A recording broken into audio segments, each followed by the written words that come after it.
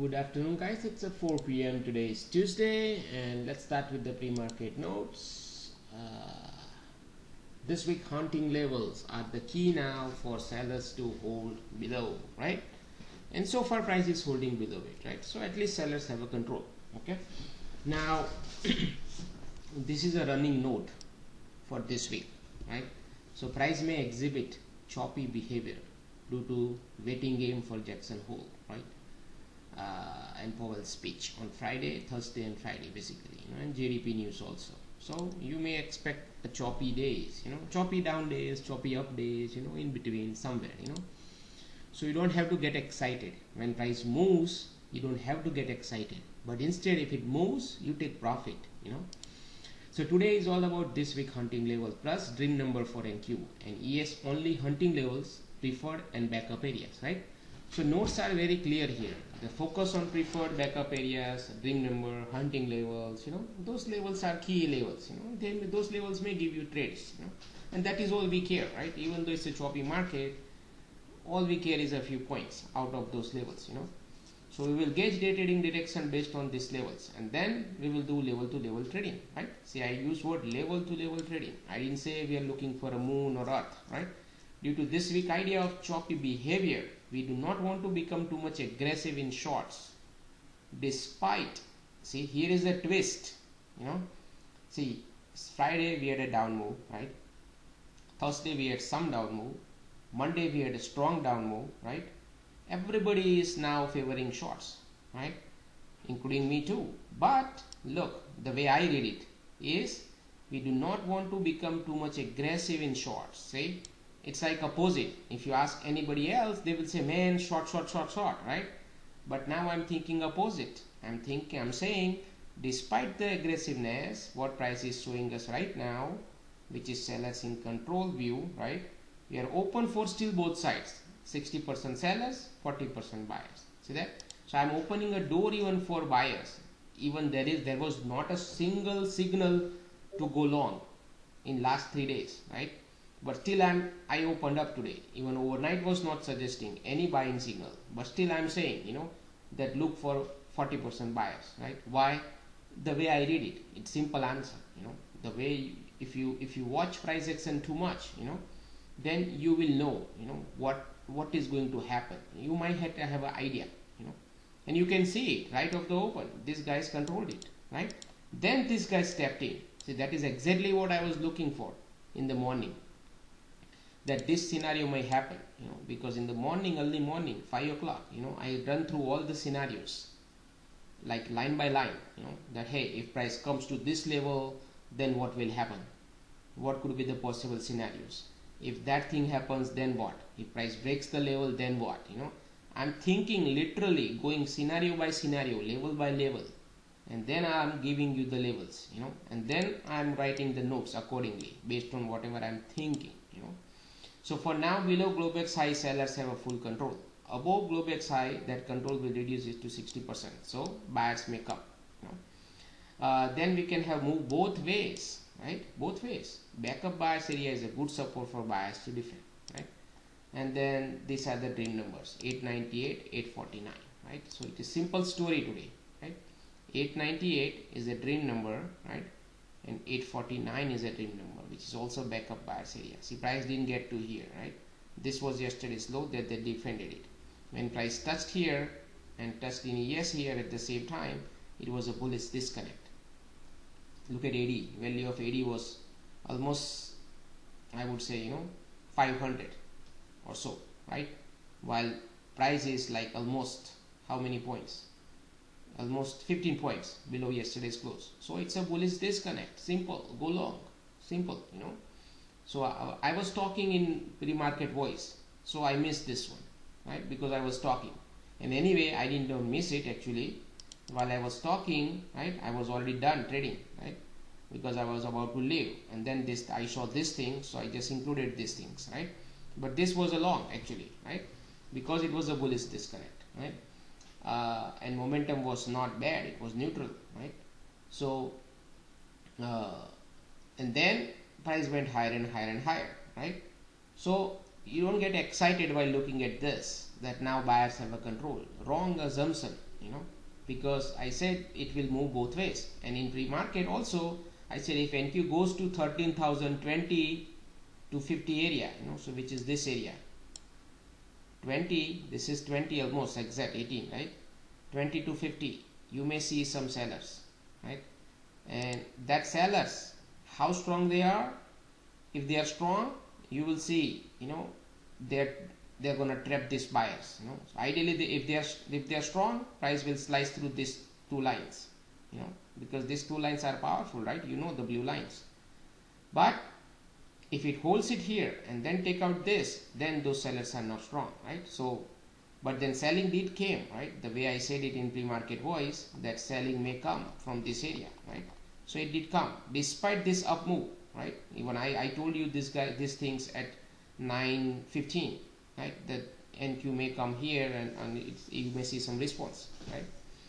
So you have to remember those statements, you know. So when price comes here, at least if you are long, you bail out, you know, or take some, you know, profit. When you see these things, you should be looking at what? You should be open to take both trades. And if you're let's say if you want to take a short, right, you pray to God that, hey, please price break through both these lines and I'm ready to go short. Or if you want to go long, you pray to God that please hold these two lines, let price goes higher and I'm ready to go long. You know, it is that simple. You already have a guidelines, right? So when price went higher here, right, so I'm going to cover all these things later on, you know, all these things, but while I'm here I can cover this, right? So when price touched here, right, ES was testing actually Globex high, right, actually this bold area, right, it's a preferred sellers area. So if you look at it in ES, remember in the pre-market notes I explained preferred sellers and buyers area. See, this was a preferred sellers area, right?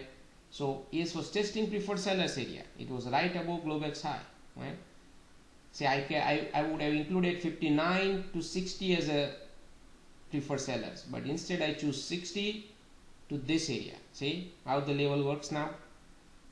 So but anyway, so now ES was testing this, right, bold area, preferred sellers area, NQ was above Globex high, but I already gave you the hint about 13,020 to 50. So now both are the sellers area, right? And remember, price may do ping pong today, right? As I said, both ways, correct? So by looking at this, everything was pointing up. See that? And that's where people get trapped. If you don't have a contextual overview that what may happen, they will get trapped. See, people might have bought it right here, right? And they got trapped. Immediately, see here, you can look at this also. This blue line even held here, right? And then push back up.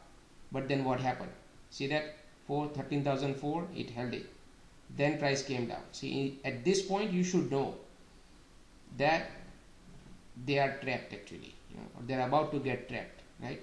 And then the moment price goes down here like this, right, people are going to buy it here for sure, right, because it's a VWAP, right?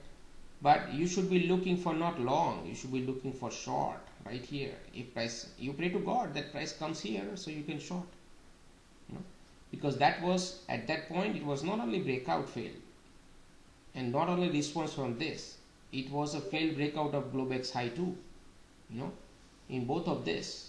By when price came down here, right, on the way back up, this guy just flipped it, you know, from long to short, simple.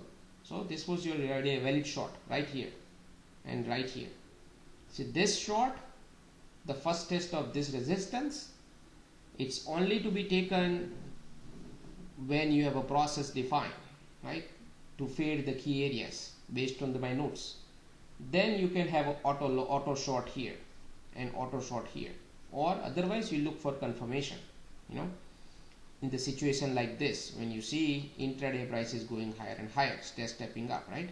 That's why you will look for confirmation, right? Especially in a choppy environment when you expect that price may choppy. Now that works also reverse way too, you know, in choppy, you know, price is not gonna move higher, so you can blindly fade these resistances also. And I think couple of guys did even shorted here, right, and shorted here too, right, which makes sense, you know. But so here also NQ tested blue line, ES tested 50 option level, first response, you know, at least back to this midpoint, you know, back to here. See that? So that was your trade. This was like so little bit aggressive trade. This was a good trade from here back to here, from here again back to here, right? So these were the good shorts, right?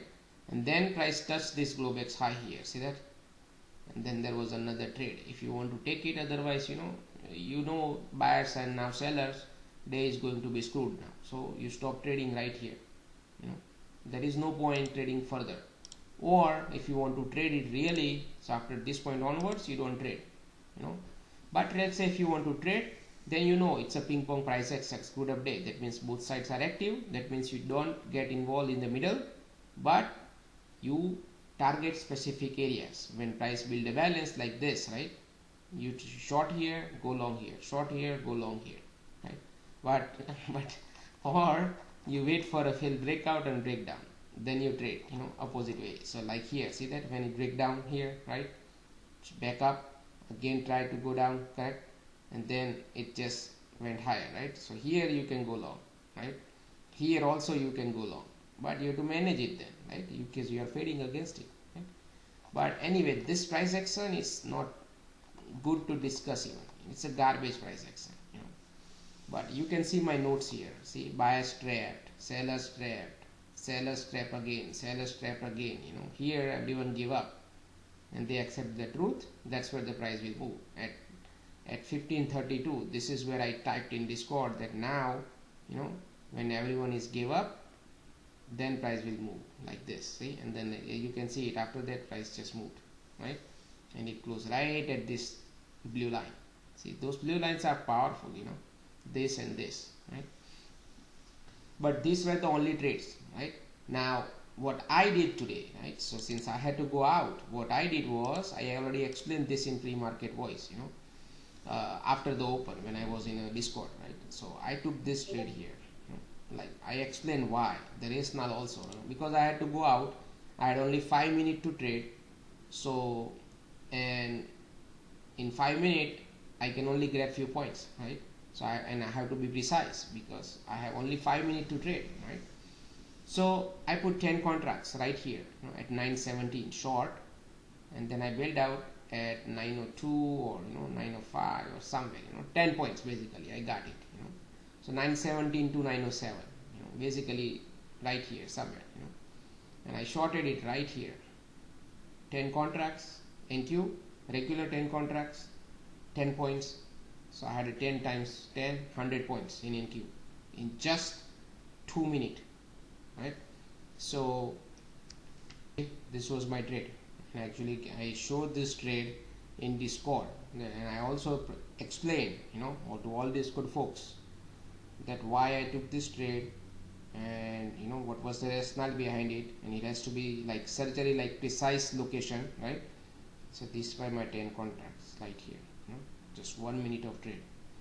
So but anyway, so that was the trade, my trade, and then I didn't take anything because I was out anyway. So but anyway, these are the trades, and then there is no mbox wave today, right? Because price action was not supportive on mbox wave.